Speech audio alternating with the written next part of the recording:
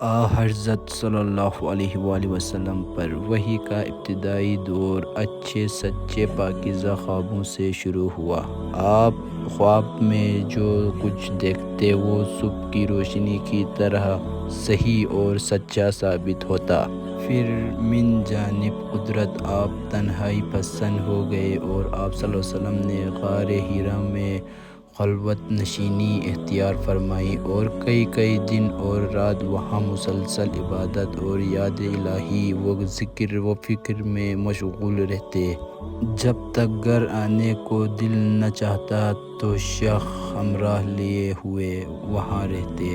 توشہ ختم ہونے پر ہی اہلیہ محترمہ حضرت خدیجہ رضی اللہ عنہا کے پاس تشریف لاتے اور کچھ توشہ ہمراہ لے کر پھر وہاں جا کر خلوت گزین ہو جاتے۔ یہی طریقہ جاری رہا یہاں تک کہ آپ پر حکم منکشف ہو گیا اور آپ غار حرا ہی میں قیام پذیر تھے کہ اچانک حضرت جبرائیل علیہ السلام آپ کے پاس حاضر ہوئے اور کہنے لگے کہ اے محمد پڑھو۔ آپ فرماتے ہیں کہ میں نے کہا کہ میں پڑھنا نہیں جانتا۔ آپ صلی اللہ علیہ وسلم فرماتے ہیں کہ فرشتے نے مجھے پکڑ کر اتنے زور سے کھینچا کہ میری طاقت جواب دے گئی۔ پھر مجھے چھوڑ کر کہا کہ پڑھو۔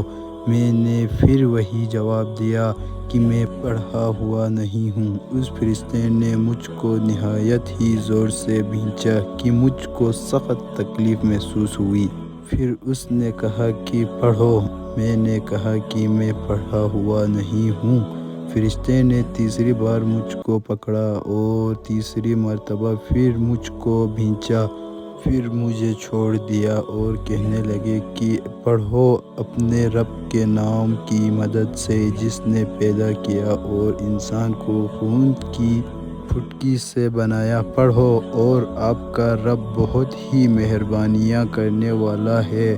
بس یہی آیتیں آپ حضرت جبرائیل علیہ السلام سے سن کر اس حال میں غار حرا سے واپس ہوئے کہ آپ کا دل اس انوکھے واقعہ سے کانپ رہا تھا۔ آپ حضرت خدیجہ کے ہاں تشریف لائے اور فرمایا کہ مجھے کمبل اوڑھا دو، مجھے کمبل اوڑھا دو۔ لوگوں نے آپ کو کمبل اوڑھا دیا۔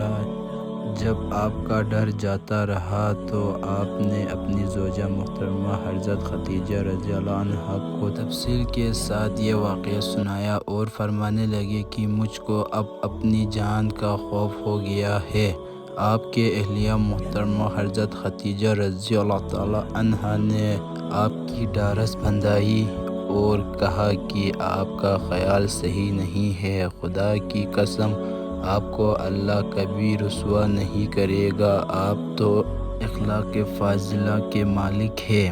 آپ تو گنبد پرور ہیں۔ بے کسوں کا بوجھ اپنے سر پر رکھ لیتے ہیں۔ مفلسوں کے لیے آپ کماتے ہیں۔ مہمان نوازی میں آپ بے مثال ہیں اور مشکل وقت میں آپ امر حق کا ساتھ دیتے ہیں۔ ایسے اوصاف ہنسنے والا انسان یوں بے وقت ذلت و خواری کی موت نہیں پا سکتا۔ پھر مزید تسلی کے لیے حضرت خدیجہ رضی اللہ تعالی عنہا آپ صلی اللہ علیہ وسلم کو ورقہ بن نوفل کے پاس لے گئے جو ان کے چچا زاد بھائی تھے اور زمانۂ جاہلیت میں نصرانی مذہب اختیار کر چکے تھے اور عربانی زبان کے کاتب تھے۔ چنانچہ انجیل کو بھی حسب منشائے خداوندی عربانی زبان میں لکھا کرتے تھے۔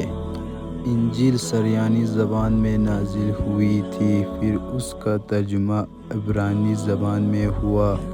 ورقہ اسی کو لکھتے تھے۔ وہ بہت بوڑھے ہو گئے تھے، یہاں تک کہ ان کی بینائی بھی رخصت ہو چکی تھی۔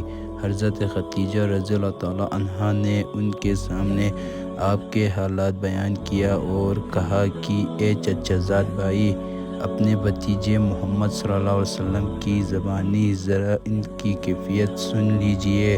وہ بولے کہ بھتیجے آپ نے جو کچھ دیکھا ہے اس کی تفصیل سناؤ۔ چنانچہ آپ صلی اللہ علیہ وسلم نے عرض اول تک آخر پورا واقعہ سنایا، جسے سن کر ورقہ بے اختیار ہو کر بول اٹھا کہ یہ تو وہی ناموس معزز رازدان فرشتہ ہے جسے اللہ نے حضرت موسیٰ علیہ السلام پر وحی دے کر بھیجا تھا۔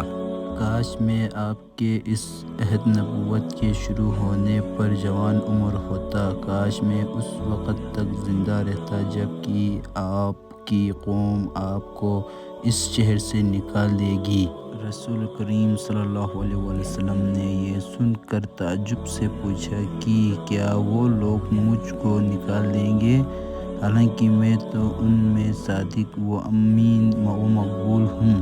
ورقہ بولا، ہاں یہ سب کچھ سچ ہے، مگر جو شخص بھی آپ کی طرح امر حق لے کر آیا لوگ اس کی دشمن ہی ہو گئے ہیں۔ اگر مجھے آپ کی نبوت کا وہ زمانہ مل جائے تو میں آپ کی پوری مدد کروں گا۔ مگر ورقہ کچھ دنوں کے بعد انتقال کر گئے، پھر کچھ عرصے تک وحی کی آمد موقوف رہی۔